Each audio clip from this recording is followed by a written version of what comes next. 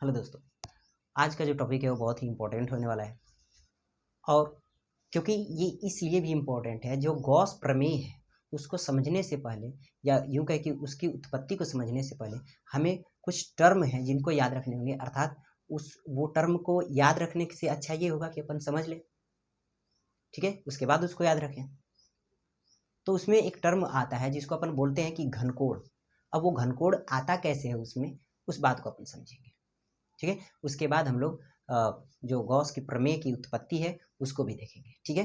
तो आइए शुरू करते हैं। सबसे पहला जो टॉपिक है वो है घनकोण।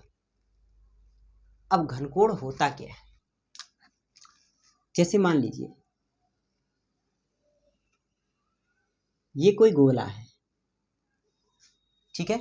अब गोला आपको पता है कि गोला एक त्रिविमीय आकृति है,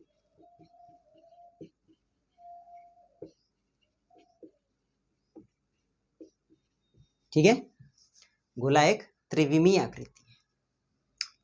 अगर गोले के पृष्ठ पर हम एक क्षेत्रफल लें तो इस पृष्ठीय क्षेत्रफल के दोनों बिंदुओं को इस गोले के केंद्र से मिलाने पर जो कोण बनता है उसी को हम लोग इस गोले के द्वारा गोले के पृष्ठ के द्वारा बनाया गया कोण कहते हैं, अगर ये एरिया ए है, ठीक है।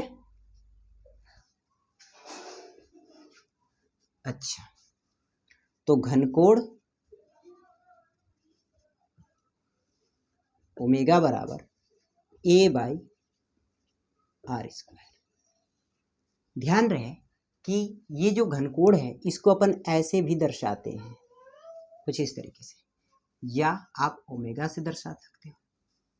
मैं ये वाला यूज करूंगा, ठीक है ना। एनसीईआरटी में वैसे ये वाला दिखाया है, ठीक है। अब इस बात को जरा समझें। अगर हम दो संकेंद्रीय गोला खींचे, ये वीडियो में आ रहा है कि नहीं? हाँ, ठीक है। अगर मैंने एक दो संकेंद्रीय गोला खींचा जिसका केंद्र समान हो, ये इस प्रथम गोले के कारण, इस प्रथम गोले के पृष्ठ क्षेत्रफल के कारण जो इस पर अंतरित कोण है उसी को अपन क्या बोलेंगे? घनकोण बोलेंगे। अगर मैं इसको A1 बोल दिया, इसे देखो। अब जरा सा इसको बढ़ाइए,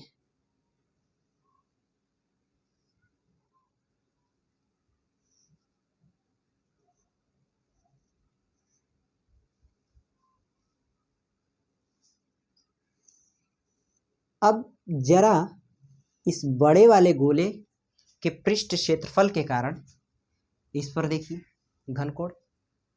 हालांकि कोण तो सेम बनेगा, लेकिन इसमें इंपॉर्टेंट क्या है? A2 is greater than to A1, मतलब कि ये जो दूसरे वाले गोले के कारण हमने जो घनकोण लिया है, तो दूसरे वाले गोले का जो पृष्ठीय क्षेत्रफल है, क्या प्रथम वाले पृष्ठीय क्षेत्रफल से ये बड़ा है? बिल्कुल दिख रहा है, आकृति में भी बड़ा है। तो A2 is greater than to A1, और दूसरे वाले गोले का रेडियस भी प्रथम वाले गोले के रेडियस से बड़ी है। अब इसमें एक बात देखने वाली है, क्या? अगर ध्यान से आप देखोगे तो एरिया किस पर डिपेंड कर रही है? एरिया बड़ी होगी या छोटी होगी, वो किस पर डिपेंड कर रही है? रेडियस पर। अगर रेडियस बड़ा होता तो ये चाप ये जो पृष्ठीय क्षेत्रफल है वो भी बड़ा होता, क्योंकि आपको दिख रहा है यहाँ पर R1 छोटा है तो ये पृष्ठीय क्षेत्रफल छोटा है, और यहाँ पर रेडियस बड़ी है तो पृष्ठीय क्षेत्रफल बड़ा है। इसका अर्थ हुआ कि area is directly proportional to the R, but R नहीं लिखेंगे, यहाँ पर R स्क्वायर लिखेंगे, ठीक है। अच्छा, अब जब ये प्रोपोर्शनल का साइन हटता है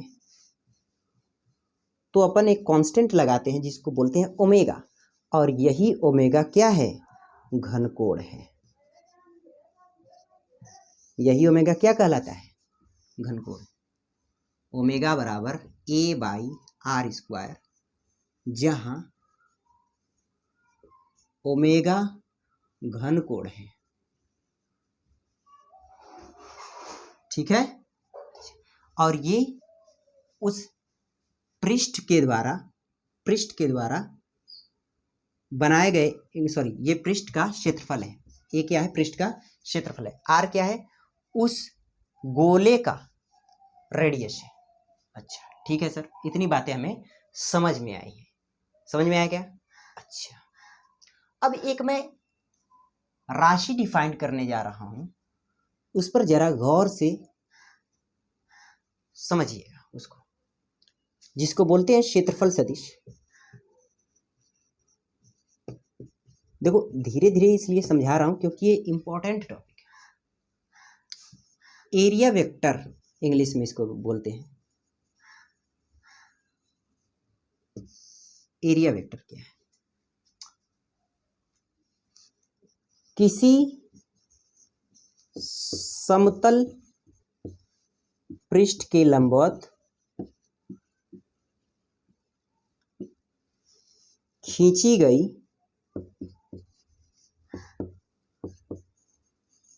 रेखा को उस पृष्ठ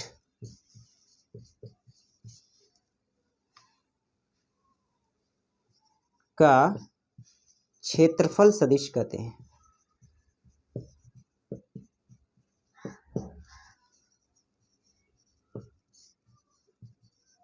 ठीक है, मतलब अगर ये कोई प्लेन है,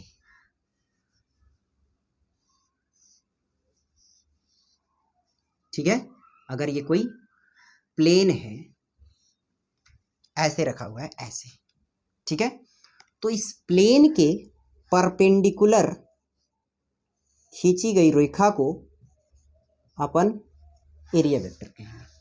अगर इसकी डायरेक्शन दिखानी हो तो अपन एन कैप लगा देंगे, और इस तरीके से। अगर इसका क्षेत्रफल ए है तो एरिया वेक्टर कुछ इस तरीके से।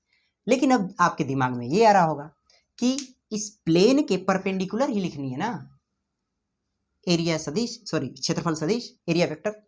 तो ये प्लेन है तो इसके ऊपर ही क्यों, नीचे भी तो ये परपेंडिकुलर ही होगा उसके। तो हाँ, बिल्कुल लिख सकते हैं, इसके नीचे भी आप लिख सकते हैं, बस डायरेक्शन बदल जाएगी। बस क्या होगा? डायरेक्शन बदल जाएगा, माइनस एन कैप। समझ में आया? अच्छा, अब इसी बात को मैं इनके, या यूं कहे कि इस स्फेरिकल प्लेन पर समझाता हूं। लेकिन उस स्फेरिकल प्लेन को समझने से पहले मैं दो प्लेन लेकर आपको बताता हूं कि उसमें किस तरीके से एरिया सदिश, एरिया वेक्टर खींचेंगे, क्षेत्रफल सदिश। ऊपर का मैं मिटा रहा हूं, मिटा दूं इसको। ये याद रखना, इसका काम है। यहां पर जो घनकोण आया था वो क्या था? A/r²। अच्छा, अब मान लो कि हमने दो प्लेन लिए। हमने क्या लिए? दो प्लेन लिए, कुछ इस तरीके के।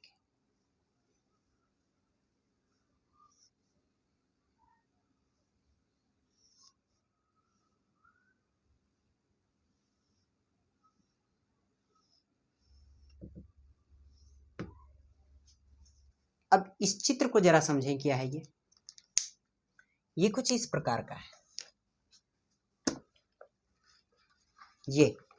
ये इसके दो प्लेन होंगे, ये और ये दो प्लेन हो गए ना, ऐसे समतल है ये। तो ये कुछ इस तरीके से है।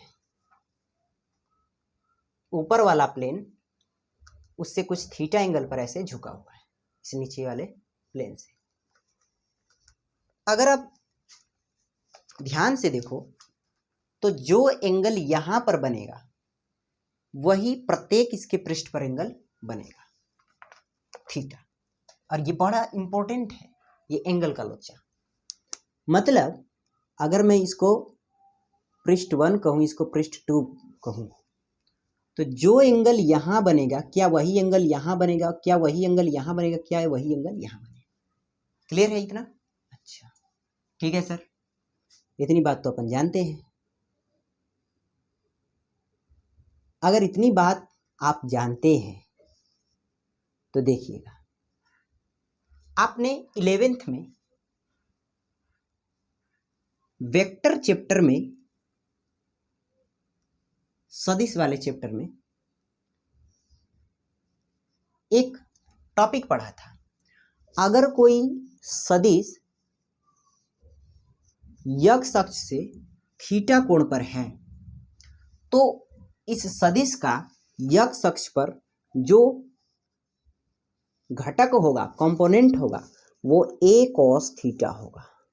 और अगर y एक्सिस की बात करें तो वहां a sin थीटा होगा। ठीक है? अच्छा, ठीक उसी प्रकार अगर हम लोग इस प्लेन को एक रेखा की भांति देखें कि ये ऐसे रेखा से मिलकर ऐसे बना हुआ है, रेखा से ऐसे मिलकर ये बना हुआ है, ये पहली रेखा, ये दूसरी, ये तीसरी, चौथी, पांचवी, छठी, ऐसे करके। अगर मैं इस प्रथम वाली लाइन को ए से दर्शाऊं, सदिश ए से, या यूं कहूं कि A1 बोल दूं, तो इसका ध्यान दें कि ये जो है इसका प्रक्षेप ही तो ये देखते थे अपन, a cos थीटा। तो उसी तरीके से इस लाइन का इस प्लेन पर जो कंपोनेंट होगा क्या वो A1 cos थीटा होगा? बिल्कुल, देख लो इसे। उसी प्रकार से दूसरी वाली लाइन पर क्या होगा? क्या अगर मैं इसको A2 बोलूं तो क्या A2 cos थीटा होगा? तीसरी वाली के लिए बात की जाए तो क्या A3 cos थीटा होगा? इसी तरीके से सो ऑन। मतलब कि उसका ये जो रीजन होगा इस पर इसका प्रक्षेप होगा, इस दूसरे वाले प्लेन का इस पर प्रक्षेप। अच्छा, टोटल अगर प्रक्षेप की बात की जाए, इसके एरिया की बात की जाए, तो क्या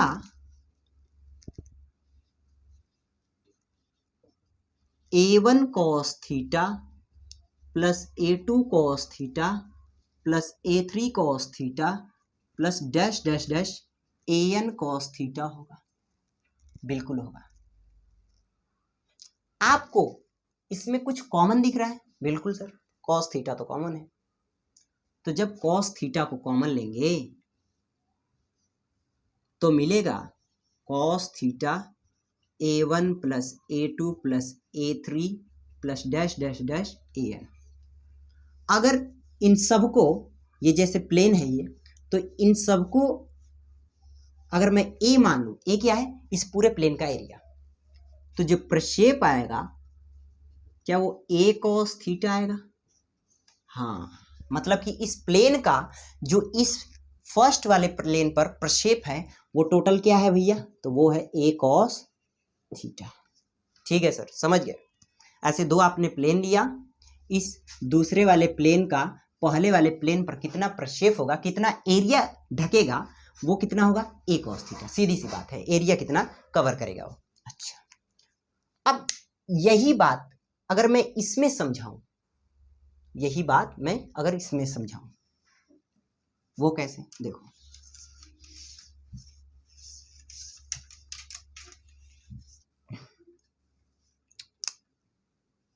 ये कोई प्लेन है और इस प्लेन से एक और प्लेन कुछ इस तरीके से थीटा कोण पर है। बन गया।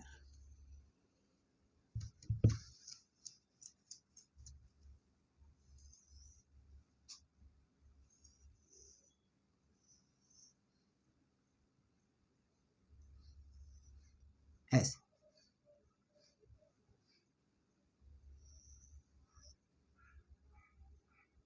ठीक है, इस तरीके से। तो जिस प्रकार से हमने इसमें प्रक्षेप निकाला, क्या इसका इस पर भी प्रक्षेप निकाला जा सकता है? वो कैसे? अब ध्यान से समझना, ये सूक्ष्म है भैया, ये बड़ा कोई नहीं है कि ये वक्राकार हो जाएगा, ये छोटा ही है, छोटा पृष्ठ हमने लिया है। इसको अगर मैं 2 बोलूं, इसको अगर मैं 1 बोलूं, मानने के ऊपर है, आप किसी को भी मान सकते। तो इसका एरिया वेक्टर क्या इधर की तरफ ऐसे होगा?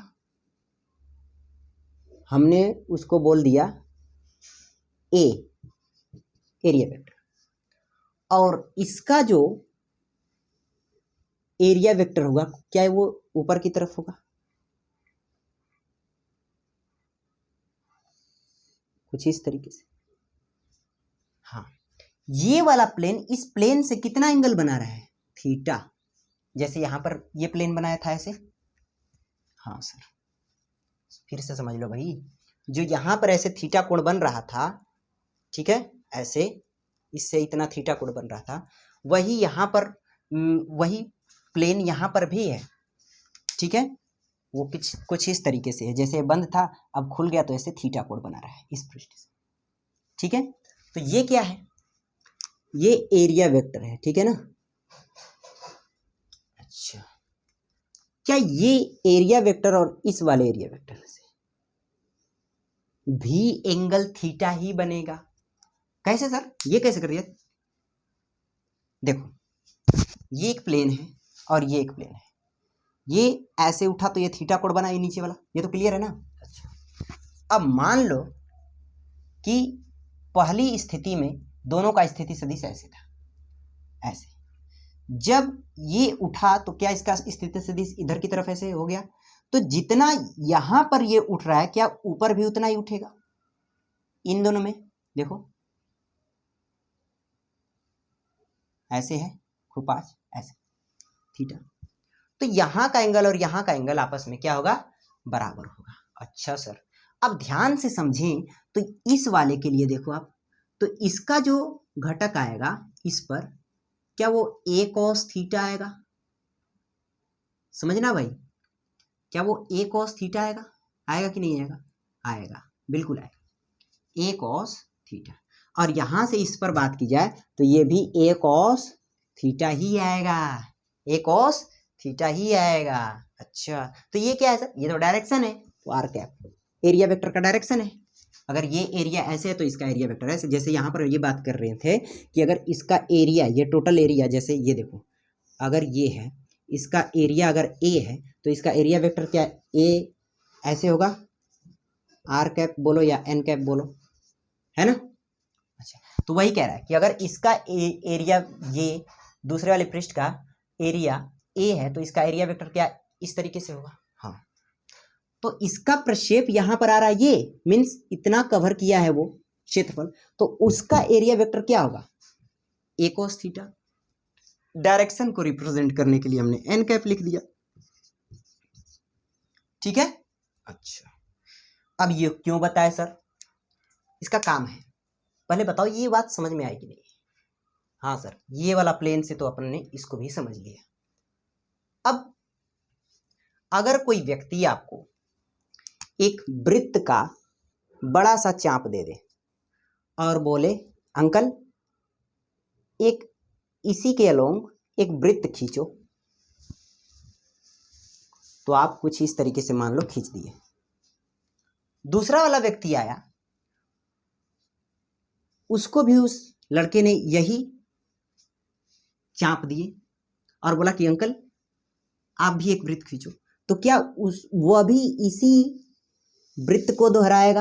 हाँ, तो जितने लोग आएंगे वो सभी इसी वृत्त को दोहराएंगे। क्यों? क्योंकि इसका चाप बड़ा है, तो सभी लोगों का वृत्त जो होगा वो इसी रेखा पर होगा, मतलब कि सभी लोगों का सेंटर सेम होगा, केंद्र समान, ठीक है। लेकिन अगर कोई बंदा आपको छोटा सा एकदम अनंत सूक्ष्म चाप दे और बोले कि इससे आप एक वृत्त खींचो, तो कोई जरूरी नहीं है कि आपका सेंटर यही होगा, आप इसको इस तरीके से भी खींच सकते थे, इस तरीके से भी खींच सकते थे, तो इसका सेंटर ऐसे नीचे की तरफ जाते जा रहा है। इसका मतलब ये हुआ कि अगर चाप छोटा है तो कोई जरूरी नहीं है कि उसका सेंटर यही हो, वो ये भी हो सकता है, ये भी हो सकता है, डिपेंड करेगा कि वो कैसा खींचा है। लेकिन एक बात पक्की है कि उसका जो सेंटर होगा वो इसी रेखा के अलोंग कहीं होगा। अच्छा, ठीक इसी प्रकार से अगर कोई व्यक्ति आपको एक छोटा सा चाप दे, सॉरी चाप बोल रहा हूं, पृष्ठ दे, इस गोले का पृष्ठ, और बोले कि अंकल इससे अलोंग, इसके अलोंग एक स्फीयर खींचो, गोला खींचो, तो कोई जरूरी नहीं है कि इसका यही गोला होगा। हो सकता है इसका ये ऐसे गोला हो सकता है ये ऐसे गोला। ठीक है, इसका मतलब ये हुआ सर कि आपने जो हमने यहां पर बताया तो इसके अकॉर्डिंग तो हमें गोला खींचने की जरूरत ही नहीं है, ऐसे ही अपन कंपोनेंट निकाल ले रहे हैं और इसकी वजह से कहीं पर खींच लेंगे ऐसे और वहां पर एंगल निकाल लेंगे इसका, इसके कारण। हाँ वही है, लेकिन अभी मैं आपको गोले से ही समझाता हूं।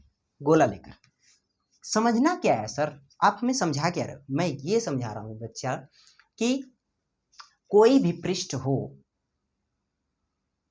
उसके कारण किसी बिंदु पर घनकोण कैसे खींचते हैं, मैं आपको ये समझा रहा हूं। ठीक है, तो जैसे यहां पर तो ये पृष्ठ था और इससे आप घनकोण आराम से खींच लिए, ऐसे गोले का पृष्ठ था तो।